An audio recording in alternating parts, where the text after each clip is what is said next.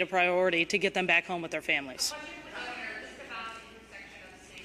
We saw that the federal court in Miami on Friday, a judge had reiterated that there was a stay, said that there was 50 arrests that apparently were made. One was with a U.S. citizen up in Tallahassee on a violation of a federal order. We hear you kind of take a jab at the due process of the judicial, but it's not taking a jab. It's just, you can't have effective immigration enforcement if you have elaborate procedures that you have to go through. It is not punishment to be removed from this country. If you're going to be punished, then you get the full panoply of due process. But these are not punishments that are being rendered. It is just the consequence of being here illegally. Now, in terms of this judge, we are not at all surprised. We knew that they would go in and do that. The legislature structured that state law in a way that was different from Texas and some of the others that have run into problems. So we actually feel confident that we'll ultimately be vindicated on that.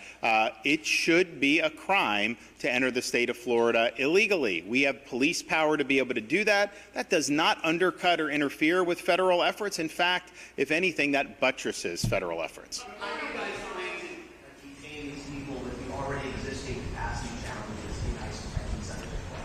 So on detention, if we get the sign-off from DHS, we can expand detention space very quickly in Florida. I mean, just think about it. I mean, you guys who are Florida-based, when we have hurricanes, we end up setting up locations for tens of thousands of linemen, right? Do that very, very quickly.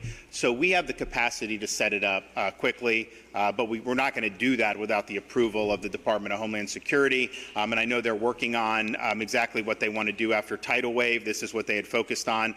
So Kevin Guthrie, Division of Emergency Management, they can absolutely do that.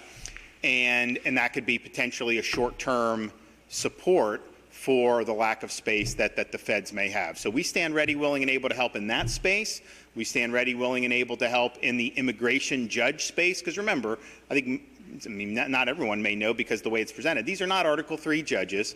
They are executive branch employees, basically. We can absolutely deputize judge advocates from our National Guard units to serve as immigration judges. We can do others to do that. So we'll help on that piece as well, and we can even help on the transport piece, whether it's transporting. I know that they were talking about Gitmo. I don't know that they've used that, but we can help with that as well. So we can really be a force multiplier in Florida, and a lot of it is just because, well, one, we're committed to the mission. We think it's important.